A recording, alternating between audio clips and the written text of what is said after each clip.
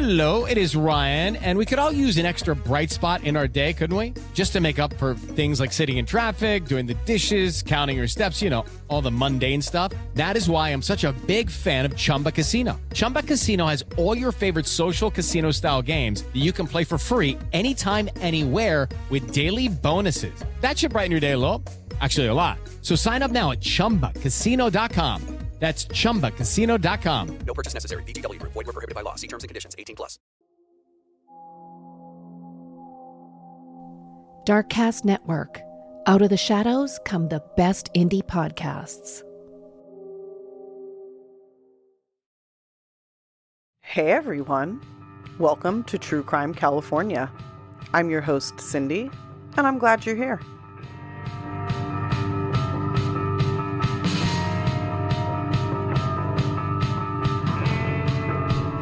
Welcome back, everybody, to True Crime California. I am your host, Cindy, and we are just going to jump on into part 2 of the Stephen and Cary Stayner stories. Now, both of these stories are tragic for very different reasons, but it was just really interesting to cover this case or these cases, because how often do multiple members of a family have different and basically unrelated true crime stories that are compelling and well known within the true crime community? So I wanted to cover these. Like I said, Stephen's story oftentimes is sort of a footnote to Cary's story, and I don't really think that's fair, because Stephen's story was huge news at the time and is a very interesting, terrible, and compelling story on its own. So I'm very happy to be telling both stories. The first part, I should say, was more focused on Stephen, although I did start by talking about Cary. And this episode is going to really focus on Cary, and I'll do a quick recap. Before I do that, I want to say thank you to everybody for listening. Please like, rate, review, follow us on Instagram, us being me, the royal we. It's just me. Share with your friends. This is a lot of work, and I want to get the podcast out there. If you hate what I do, then don't listen, but please don't leave me a bad review. Just move on. Indie podcasts are a lot of work for very little return. So if you like what I do, please tell everybody you've ever met about this podcast. Send them links. Encourage them. Pretend that this is a pyramid scheme and you're going to get money if you share with them. I will not pay you, but just pretend that. It will incentivize it. I don't know what I'm talking about. It's been a long fucking week and I'm tired. I don't have anything of interest to say about my own personal life, which is probably good because we can just get into the story. But I did want to take a moment to say thank you to everybody who listens, and please tell your friends and family. All right, so I'm going to kind of talk about Cary Stayner again. As a reminder, he was born, I think, 1961, eldest of 5 siblings, and really felt the brunt of his parents' shittiness and inability to show love, which is a really shitty thing a really shitty way to be when you have children. You got to show them love. So I think where we left off was Cary had just finished high school and got a job working as a glass installer for a window company. He had been living with his uncle Jesse, who died under suspicious circumstances. And now he's just kind of a young adult. I think he's like 26 or so, maybe a little older, just sort of hanging out, meandering through life. So like I said, he was working at this glass company, and at one point he told somebody that he fantasized about killing all of the people at his job and then burning the place to the ground. Now, soon after this, I think in about 1995, Cary checked himself into a hospital for help with his mental health. Now, at this hospital, he was seen for a short while, and they prescribed him some pills, which of course he did not take, which is very unfortunate because they probably would have helped him. I mean, he's dealing with the death of his uncle. He's dealing with the death of his brother just a few months before. And as we've mentioned, his family was not into therapy. They didn't want their kids to talk about their problems because they were like a private family, very stoic. And also, Dad was a molester. He abused his daughters, and it actually came out, I believe, in 1996 that this was going on. So this was a secret that finally came out. So Cary's got a lot of shit going on, and I think just the lack of help and just all these compounding problems really sent him off the deep end.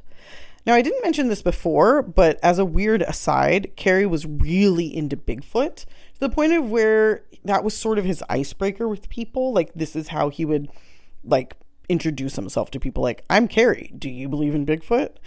Which is an interesting way to go about meeting new people.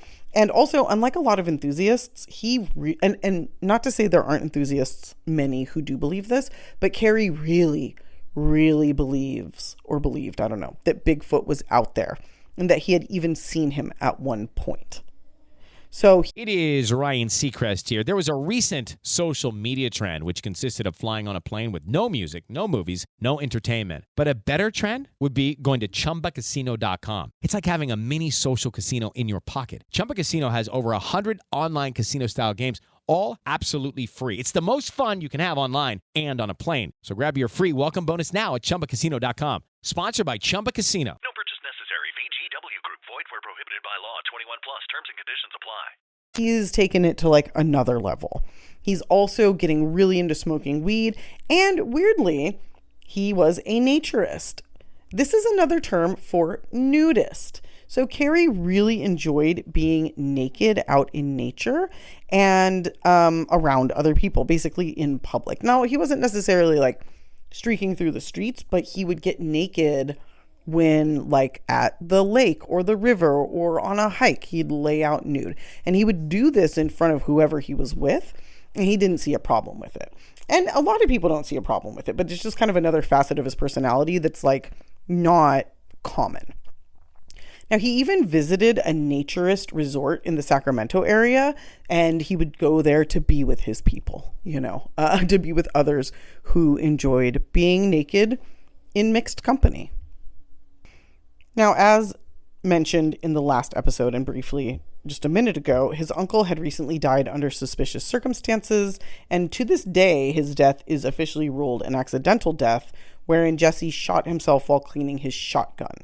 But as I mentioned, it's still, some people believe Cary maybe did it. So now Cary is really just kind of meandering. He doesn't have his brother. He doesn't have his uncle.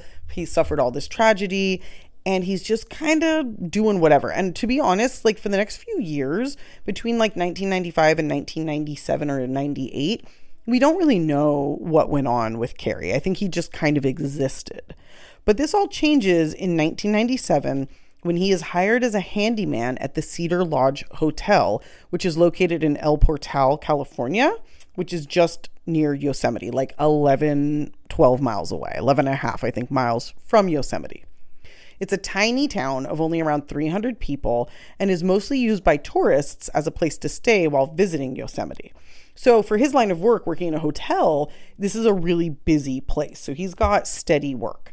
And at least outwardly at this time, this is probably the most stable time in Cary's adult life, because not only did he have a good job, he also started making friends, and even for the first time in his life, he got himself a girlfriend.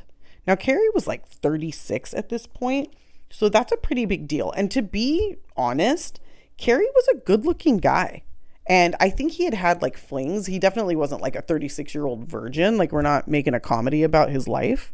Sorry, that was a 40-year-old virgin reference. Anyway, but it was the first time he ever had like what could be considered like a stable relationship. So outwardly, again, we're dealing with a guy who's kind of ticking all the boxes for like a normal life. He's got the job, the friends, the girlfriend. He's, young, good looking, like everything's kind of going his way, seemingly. His girlfriend, whose name I probably could find at this point, but chose not to because they don't want to be known. Like, she doesn't want to be known, was a waitress at a local diner who had 2 young daughters. And all 3 of them loved spending time with Cary. The little girls, I'm sure, saw him as a father figure because he would do really thoughtful things for them, like bring them hand-drawn cartoons, and he brought them a Beanie Baby almost every time he saw them. So, he really took care of them, showed them that he was thinking of them, and was basically just like a really fun friend. Also, obviously, their mom really liked him, so that probably helped. Meanwhile, while all of this wonderful stuff is going on, internally, Cary is completely spinning out, and his desire to kill women is becoming out of control. While he spent time with his girlfriend and her daughters, he also spent time stalking at least 2 sets of women in the area, planning to kill them, but eventually abandoning the idea for one reason or another. And around this time, he also put together a kill kit consisting of rope, tape, a knife, and a gun, which he put into a backpack that he carried with him everywhere. So he's definitely getting from, when he's 7 years old, as I mentioned in part 1, he has these feelings, but he does not want to act on them. And now, almost 30 years later, he's getting to the point where he's like, no, I got to do this. I got to kill some women. This is just what I'm going to do. So finally, after failing to find these random victims for whatever reason it fell through, Cary decided that he would, quote unquote, have to kill his girlfriend and her daughters, which is absolutely fucking nuts. Even the worst serial killers generally do not kill their own families. And some of them do. I'm not saying they don't, but in this context, this is really strange because there's so many serial killers who have families and they never know that these guys are serial killers. They're never victimized. So Ted Bundy had a girlfriend with a daughter. BTK, which is one of the worst people ever. Israel Keys, all these people, they're living this double life. And it seems that Cary is sort of doing that as well. But he decides to cross that line and kill his girlfriend and her daughters, which is nuts. So anyway, he decides the day after Valentine's Day is the day he's going to kill him. And on that day in 1999, he goes, so also 1999, they'd been together for 2 years. And these little girls were 10 and 11 at this point. So he knew them since they were 8 and 9 years old. It's fucking crazy. So anyway, he goes to their house, which is on a large piece of land in the area, which means very removed from everything, with his kill kit, and he's ready to go. Ryan Seacrest here. When you have a busy schedule, it's important to maximize your downtime. One of the best ways to do that is by going to ChumbaCasino.com. Chumba Casino has all your favorite social casino games like spin slots, bingo, and solitaire that you can play for free for a chance to redeem some serious prizes. So hop on to ChumbaCasino.com now and live the Chumba life. Sponsored by Chumba Casino. No purchase necessary. VGW Group. Void where prohibited by law. 21 plus. Terms and conditions apply. Fortunately, when he arrived unannounced, he found a man there who I believe was a handyman and got scared and called the whole thing off. So the girlfriend and her daughters are doing fine. However, Cary was so excited by even the idea of killing these 3 poor people, he decided to drive back into town and find himself another victim or victims. And unfortunately, that's exactly what he did. For whatever reason, he decided to go to the Cedar Lodge where he worked, which was pretty empty at this time of year due to the weather. February definitely isn't a big tourism month, especially in the colder areas like Yosemite, and there are people who go there all year round. It's not like it's super slow, but I would say February, it's just after the holidays, so there's not going to be a lot of action. That being said, there was one lone car in the lot, parked in front of a room with a woman and 2 teen girls inside. The woman, Carol Sund, was on vacation with her daughter Julie and their exchange student Silvina Peloso, who was from Argentina. Carol, who's then 42, and her husband Jens had 4 children, 3 adopted and 1 natural. I believe Julie was their natural-born daughter, but I'm not positive, but she was their youngest at only 15 years old at this time. Silvina was 16 and was the catalyst for the trip, as the family wanted to show her Yosemite before she returned home to Argentina, which is so fucking sad. The family was actually from Eureka, which is in Northern California in Humboldt County, so not super far from Yosemite, but in any case, they decided to fly to Yosemite and rent a car for the weekend. Jens couldn't make it, but had planned to pick the 3 up at San Francisco International Airport on the 16th, so the very next day. Sadly, this was not to be, because when Cary Stayner realized there were 3 women alone in a hotel room with nobody around, he finally kept his nerve and put his plan into action. He moved his kill kit from his backpack to his toolbox and went to knock on doors surrounding their hotel room, pretending there was a leak in one of the rooms upstairs. He did this so that the girls and Carol would hear him and expect him and think this was just like a routine thing. When he knocked on Carol's door, she at first didn't want to let him in, and it actually took some convincing to get her to let him in. I believe that I read actually that she almost called the front desk, but Cary somehow convinced her not to, which is just the fucking worst thing I've ever heard, because had she done that, I think things would have been very different. Unfortunately, though, she did let Cary into the room, and he at first went into the bathroom to kind of pretend to do some work, but instead took his gun out before returning to the main room. He held the three at gunpoint, then forced Julie and Sylvina into the bathroom while Carol remained on the bed. He told them he was going to rob them, then tied the girls up and closed the bathroom door. He then went to Carol, who was on the bed, and just strangled her to death. That's it. That's all he did. Took the rope that he brought with him and killed her. There was no robbery. There was no sexual assault. He just wanted to kill her. This took longer than he expected, but he enjoyed every minute.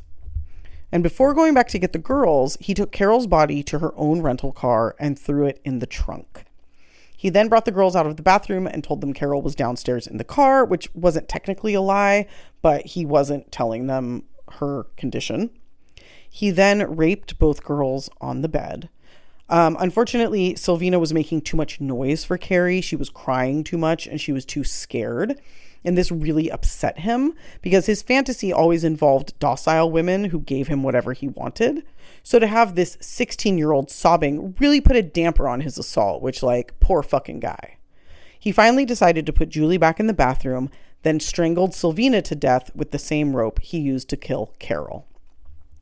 He then took Sylvina's body to the trunk of the car, then came back up and took Julie out of the bathroom, wrapped her in a blanket, and put her in their rental car. Now, actually, before he did this, he raped her in the hotel room for multiple hours, which is so fucked. And Cary had an issue with impotency, so he was kind of dealing with that while he was raping her.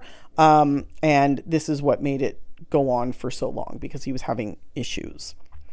So he then puts her in the rental car. Julie didn't know where her mother or her friend were, and Cary definitely didn't offer up this information.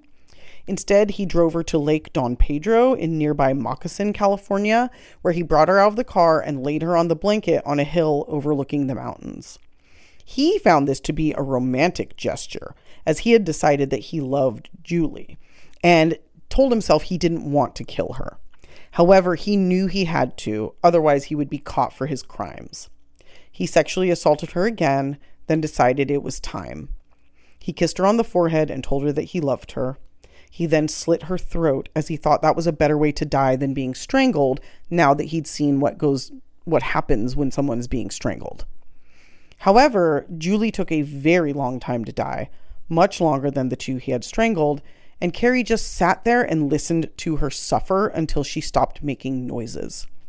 He later said he couldn't watch her die because he loved her, which, like, fucking die in a fire, dude. You're such a piece of shit. After she died, her body fell over because apparently she was sitting up and rolled down the hill, and he just left her there because he loves her so much, right? He then drove the rental car with the two bodies in it to a remote area covered by brush and abandoned it there. He came back 2 days later and burned Carol and Sylvina's bodies, then closed the trunk back up and left for good. He also took Carol's wallet at this time and drove to nearby Modesto, where he threw it in the street. And he did this because Modesto is a gnarly place, and at that time especially had a lot of crime, so it was sort of his attempt to throw police off the trail. Which was smart, to be fair, and something he picked up from watching true crime shows on Discovery, which is interesting. He was really, really into true crime shows, and he actually used them almost as like a teaching, like a learning method, so that he could learn how to not get caught after killing people, which doesn't actually work, but apparently it helped him cover up his cover the evidence, cover his trail for these three murders. He then went on with his life, stayed with his girlfriend, and kept working at the hotel. He also paid attention to the news and saw the women were reported missing very quickly by Jens. And because they potentially disappeared in a national park, the FBI were involved right away, which is pretty crazy. Hello, it is Ryan, and I was on a flight the other day playing one of my favorite social spin slot games on ChumbaCasino.com. I looked over at the person sitting next to me, and you know what they were doing? They were also playing Chumba Casino. Coincidence? I think not. Everybody's loving having fun with it. Chumba Casino is home to hundreds of casino-style games that you can play for free anytime, anywhere, even at 30,000 feet. So sign up now at ChumbaCasino.com to claim your free welcome bonus. That's ChumbaCasino.com and live the Chumba life. No purchase necessary. VGW Group. Void where prohibited by law. See terms and conditions. 18+. At first, Jens believed the three had been victims of a car crash since the car was also missing. But less than a week after their disappearance, Carol's wallet was in fact found in Modesto, leading both Jens and authorities to assume there was foul play involved. At this point, there were search parties all over the place, and police were rounding up the usual suspects in Modesto, trying to find any leads related to these missing women. They didn't have a lot of luck, but finally, about a month later, on March 18th, a target shooter out on a walk stumbled upon the car containing Carol and Sylvina's remains. He called police, who opened the trunk and found the ashen remains of the two. This was obviously devastating, but also very frustrating, because where was Julie? Cary was also frustrated by this, as he wanted Julie to be found because, again, he loved her. Right. After Carol and Sylvina were found, Cary wrote a letter with a map indicating where to find Julie and sent it to the police. In the letter, he wrote, quote, "We had fun with this one." So again, to throw police off. And I'll tell you now, again, it worked. Police were very much looking for men with criminal histories in the Modesto area and were looking for a crime duo as well. That being said, the note, or the letter, I should say, did allow police to recover Julie's body, which they did exactly 1 week after Carol and Sylvina were found. From here, police began focusing in on a group of meth users from Modesto with violent pasts and ended up focusing specifically on two half-brothers who they arrested on unrelated charges as a way to get them in prison before they charged them with the murders. Police were so confident in these arrests that they told the public at the time that they planned to charge these men imminently, and Cary was extremely pleased to know that someone else was taking the blame. This is because one of the men actually admitted to the killings, but that was likely due to a drug-induced state of paranoia or hallucinations, because again, these men were big meth users. But whatever the reason, police thought they had their men. Unfortunately for everyone but those two men, Cary Stayner wasn't finished with his reign of terror. That being said, the silver lining is that the next murder does in fact get him caught. So at least there's that. So I believe at this point, he had finally decided against killing his girlfriend and their daughters, likely not because he cared about them, and more because he'd realized he would immediately be caught. Because I should note that he was in fact interviewed when the three women went missing. It was more procedure than anything because he worked at the hotel where they went missing, and at no point was he considered a suspect thanks to his clean record and helpful attitude, but I think this put things in perspective for him, and he became more choosy with his victims. So it's just a couple months later, we're looking at July 21st, 1999. So the women, Carol, Julie, and Sylvina were murdered February 15th. They were found in March. And then on July 21st, 1999, Cary decided he wanted to kill again. He always had his kill kit with him. And he was driving to a small town for work or some other thing, I'm not really sure what, when he stumbled upon the cabin of 26-year-old naturalist Joy Armstrong. To be clear, a naturist and a naturalist are in no way the same thing. One likes to be naked like Cary, and the other studies nature, which is what Joey did. Joey was an absolute badass of a woman. In her 26 years, she lived more life than most people do in a full lifetime, including myself, which is really great, but also really sad because I feel like she's the type of person who would have really made the most of all of her years. Joey was smart, fun, loved by everyone who knew her. She cared about the world, and her actions showed how much she cared. She loved nature and wanted to study it to help with its preservation, which is what brought her to Yosemite, to this little cabin where she lived alone. She was a teacher at the Yosemite Institute, which is now called Nature Bridge, and lived in Yosemite as part of her job. And I do want to mention that they have a scholarship in her name that they give out every single year. So a really cool way to remember and celebrate her. Anyway, on this day, she was packing up her car for a trip to visit friends in Sausalito, which is in the Bay Area. So not a super quick drive. It would take her she would arrive same day, but it would have taken her some time. She was packing a bunch of items as she planned to be there for a while. And while Cary was driving by, he saw her. And he saw her going in and out of her house to her car, moving things back and forth. So he decided to park his blue Scout, which is a large Jeep-style vehicle, and watch her.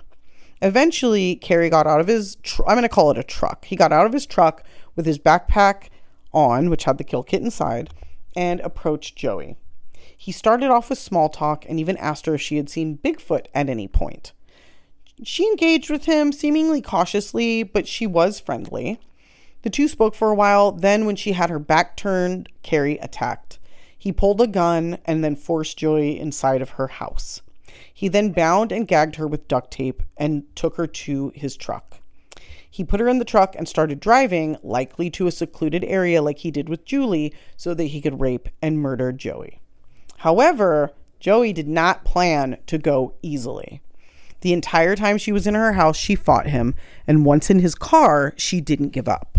Cary had the windows down, and at one point, Joey threw herself out of the car head first. She got up and began running into the woods. Cary, of course, pulled over and gave chase, and unfortunately, he was able to catch Joey very quickly, which sucks. He then took a knife out and angrily shoved it at her throat. Cary was upset that Joey was fighting because he wanted to live out that fantasy that we kind of talked about of, the woman being complicit and allowing him to have his way. And Joey just was not going to give him that. And he was fucking pissed. But also, that's a real weird expectation to have in this situation. It's pretty fucking ridiculous. In any case, even in this moment, while under attack, tied up and in the woods, Joey did not give up. She continued to fight and even put her chin down as hard as she could against her chest to block the knife from her throat. Sadly, this did not work, and Cary did slit her throat. Even then, Joey continued to struggle and fought to the very end. Cary later said that he started to drag her deeper into the woods by her leg, and she was still fighting hard at that point. Frustrated, Cary stopped again and cut deeper into her throat. And he said that this time she stopped moving pretty much right after that. He then decapitated her. He left her body and her head in the woods, though he did briefly consider keeping her head. Instead, he shoved it into some brush and attempted to cover the bloody trail left behind with some pine needles and dirt. He then left the scene, leaving behind her body, all of the blood, and a ton of evidence in her house, including his red hat and some broken sunglasses, which, if nothing else, showed signs of a struggle. As I mentioned, Joey had plans to visit friends in Sausalito, and when she didn't show up, they immediately called the police. Police went to her home and found the scene, and then basically followed the trail into the woods where they found her body. They also found the hat and the sunglasses, as well as tire tracks. And these tracks were very specific, as Cary had 4 different tires on his car. So each tire left a specific tread in the dirt. So they basically just had to find the vehicle that matched these 4 tires. There were also witnesses who saw his truck in the area that day and even saw it parked outside her house. Police found and interviewed Cary that same day, but again let him go. He had no record, nothing on him to indicate he did anything wrong, and he was a smooth talker. Cary, knowing it was only a matter of time before he was caught, left Yosemite and went again to the nudist colony to get away and hide out. Police let him go, but they continued investigating him. At this point, I think they knew it was him, and it was one of those things where they just needed to collect evidence. And 2 days later, they were looking for him again. They put something out on the news saying he's basically wanted for questioning, essentially kind of like a fugitive. At this point, they knew he was their man, at least for Joey's murder. Now, remember, they have the 2 men arrested for the murders of Carol, Julie, and Sylvina. So, they at least have him for this one, right? So now they are on the lookout. They're looking for Cary, and he's hiding out in this nudist colony. Well, he made the mistake of making friends with a woman at the nudist colony, and she then saw him on the news, and she turned him in immediately. She called the FBI, said, hey, he's here with me. Come get him. Police arrived, arrested Cary, and brought him in for questioning. I actually don't know if they arrested him at that point, but I think he kind of knew. And I say he knew because pretty much immediately after they brought him in for questioning, he admitted not only to killing Joey, but also to killing Carol, Julie, and Sylvina as well. Of course, at first he tried to deny everything, but he found the FBI agent he was talking to, a man named Jeffrey Reineck, easy to chat with and trustworthy. So I think he knew he was caught, but also the way that this man interacted with him helped him to confess to the other murders, which he maybe wouldn't have otherwise been arrested for. So very good police work here, I will admit. That being said, before he confessed, he asked for 3 favors. It is Ryan Seacrest here. There was a recent social media trend which consisted of flying on a plane with no music, no movies, no entertainment. But a better trend would be going to ChumbaCasino.com. It's like having a mini social casino in your pocket. Chumba Casino has over 100 online casino-style games, all absolutely free. It's the most fun you can have online and on a plane. So grab your free welcome bonus now at ChumbaCasino.com. Sponsored by Chumba Casino. No purchase necessary. VGW Group. Void where prohibited by law. 21 plus. Terms and conditions apply. The first favor he asked for was that the death penalty be taken off the table. He also asked that his family be given I think it was like $500,000 in reward money offered in relation to the case. And he said that they deserved it because he turned himself in. So essentially he was solving his own case, which is kind of ridiculous. But as ridiculous as that request was, his last request was really over the top. He requested that the agents give him child pornography, namely showing little girls. He said he knew they dealt with that stuff in the FBI, so they must have it somewhere, in their case files or evidence lockers, and they could share it with him. The agents later said that they were beyond disgusted by the request, but had to hide that to keep things cool with Cary. After a little while, finally, Agent Reineck was able to convince Cary to confess without any of his requests by appealing to who he called, quote, good Cary, a man he had seen a glimpse of during the interview. He told Cary it would clear his conscience and allow him to find some peace. Cary relented and confessed. During his confession, Cary said he at one moment would feel such a love for life, his friends, and everything in the world, and the next moment he felt like he could kill everyone alive and not feel a thing. He then confessed to all of the murders, giving details of each one very matter-of-factly. He did not seem to have any sort of emotion about it, and even when asked about the emotion, he kind of was like, no, I didn't like it, I didn't dislike it, it's just, it is what it is sort of kind of how he approached the situation, which I find deeply disturbing. It would almost be better if he said he enjoyed it, because then at least there would be some sort of reasoning for what he did. But he definitely did not do that. And he just kind of said, yeah, it is what it is. And this is why I did it. I just wanted to. So pretty fucked up. Sorry if you guys hear my dogs barking in the background. There's no good place for me to record today, but I'm doing my best. Anyway, so Cary then was arrested and tried. He was tried in federal court for Joey Armstrong's murder because it happened on federal land. He actually worked out a plea deal there and avoided the death sentence because he pled guilty to first-degree murder, felony first-degree murder, which I didn't know was different, kidnapping resulting in death, and attempted aggravated sexual assault resulting in death. He was given life without parole for this. And in a really weird twist of events, he broke down in tears in the courtroom and apologized. He said, quote, I wish I could take it back, but I can't. I wish I could tell you why I did such a thing, but I don't even know myself. I'm so sorry. I wish there was a reason, but there isn't. It's senseless. Joey's mother began crying as well, so they were both crying in the courtroom. And afterwards, she said that she believed his apology was genuine. And I have to say, knowing what I know about him, I do believe there are two sides to him, one that is very deeply evil and the other that is just like a wounded person. And so I do believe that it could be genuine. Do I think that means that he wouldn't do it again? No, I do think he would probably do it again. But, you know, they say oftentimes that serial killers and murderers want to be caught because they are deeply conflicted about what they're doing.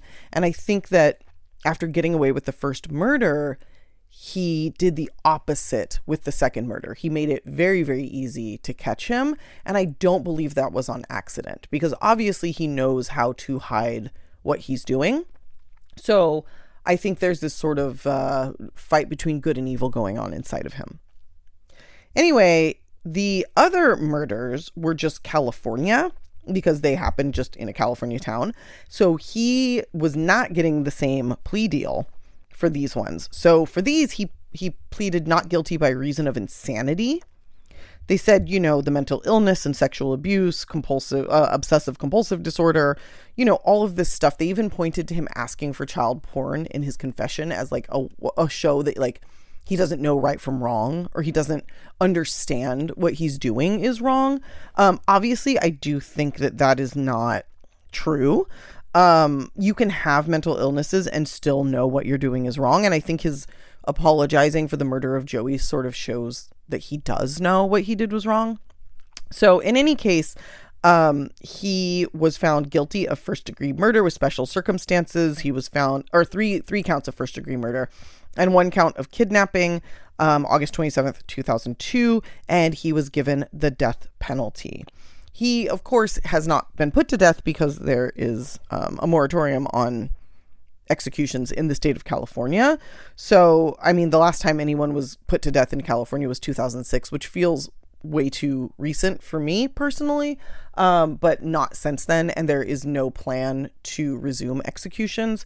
Obviously, if we get a different governor, something could happen. But as of right now, he's sitting pretty on death row and will never see freedom again as long as he lives, however long that may be and whatever happens to him. So that's the conclusion of this crazy tale of two brothers who both had very unfortunate beginnings and very tragic ends in different ways. I hope you guys enjoyed this story and that I covered it well and did justice to all of the victims and the families and the Stayner family, in fact, and whatever the hell is going on with them. Thanks again for listening. Please like, rate, review, share with your friends and family. And until next week, stay safe.